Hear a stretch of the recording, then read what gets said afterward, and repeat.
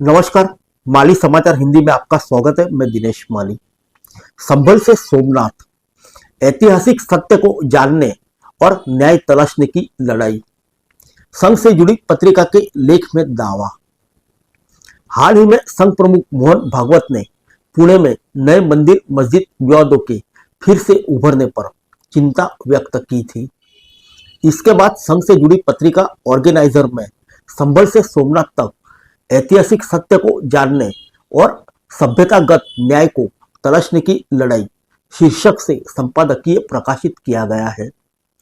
इस लेख में कांग्रेस पर कई आरोप लगाए गए हैं।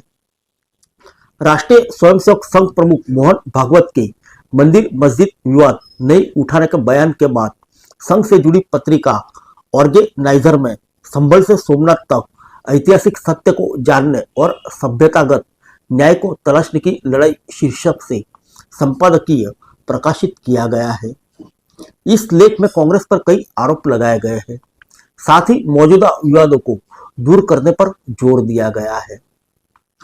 संपादकीय में लिखा गया है कि इन दिनों डॉक्टर बाबा साहब आम्बेडकर के अपमान को लेकर जारी शोरगुल के बीच ऐतिहासिक साक्ष्यों से बिल्कुल स्पष्ट है कि कांग्रेस ने संविधान मसौदा समिति के साथ कैसा व्यवहार किया था। वहीं दूसरी ओर यूपी के संभल में हुए ताजा घटनाक्रम ने जनता के दिल को छू लिया है। यूपी के ऐतिहासिक शहर में श्री हरिहर मंदिर, जिसे जामा मस्जिद का रूप दिया गया, के सर्वेक्षण को लेकर दायर याचिका के बाद से शुरू हुए विवाद के बाद से लोग और समुदाय के बीच संवैधानिक अधिकारों को लेकर नई बहस शुरू हो गई है।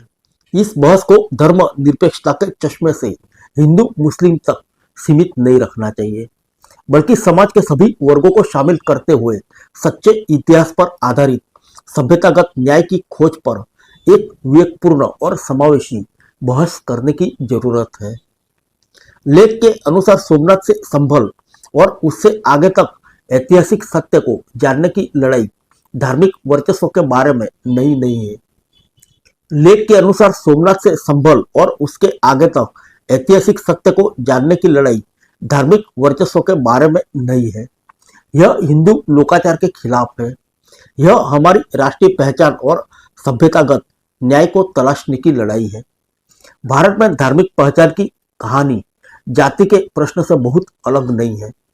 कांग्रेस ने जाति के सवाल को टालने की कोशिश की, सामाजिक न्याय के कार्यान्वयन में देरी की और चुनावी लाभ के लिए जातिगत पहचान का फायदा उठाया। इसी तरह धार्मिक पहचान की कहानी बहुत अलग नहीं है। कांग्रेस और कम्युनिस्ट इतिहासकारों ने इस्लामी तर्ज पर भारत का दर्दनाक विभाजन किया। इसके बाद इतिहास की सच्चाई बताने, सभ्यतागत न्याय और सामंजस्यपूर्ण भविष्य के लिए वर्तमान को ठीक से रिसेट करने की बजाय आक्रमणकारियों के पापों को सफेद किया। लेख में कहा गया कि डॉक्टर बाबा साहब आम्बेडकर ने जाति आधारित भेदभाव के मूल कारण की तलाश की थी। इसके लिए संवैधानिक उपचार भी दिए थे। अब समय आ गया है कि सभ्यतागत न्याय की खोज की जाए। हमें धार्मिक कटुता और असामंजस्य को समाप्त करने के लिए इसकी जरूरत है। यह दृष्टिकोण इतिहास की सच्चाई को स्वीकार करने, भारतीय मुसलमानों को मूर्ति तोड़ने वालों और धार्मिक वर्चस्व के अपराधियों से अलग करने और सभ्यतागत न्याय की तलाश पर आधारित है। इससे शांति और सद्भाव की उम्मीद है। आइए जानते हैं लेख में क्या कहा गया है। लेख में कहा गया है कि न्याय तक पहुंच और सच्चाई जानने के अधिकार से सिर्फ इसलिए इनकार करना क्योंकि कुछ उपनिवेशवादी अभिजात वर्ग और बुद्धिजीवी घटिया धर्म निरपेक्षता के प्रयोग को जारी रखना चाहते हैं, इससे कट्टरवाद और शत्रुता को बढ़ावा मिलेगा।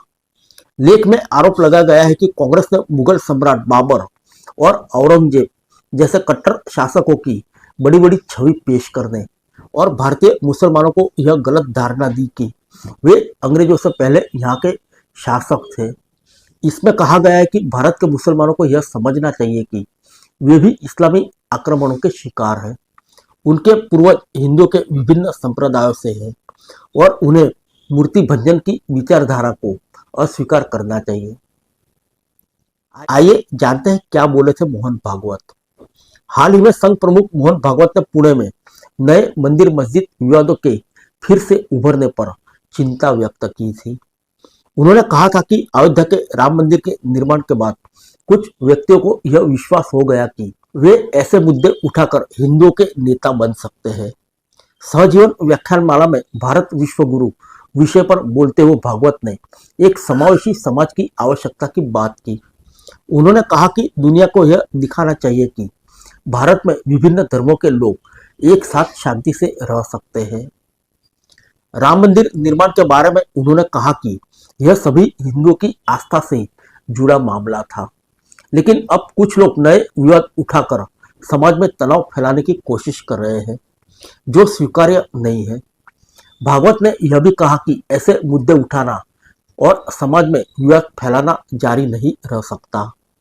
हाल ही में मंदिरों के सर्वेक्षण के लिए मस्जिदों से जुड़े मामलों की मांग अदालतों में उठी है, लेकिन भागवत ने इस बारे में किसी का नाम नहीं लिया। फिर मिलेंगे अगले बुलेटिन में अन्य किसी खबर के साथ। तब तक के लिए इजाजत दीजिए। नमस्कार।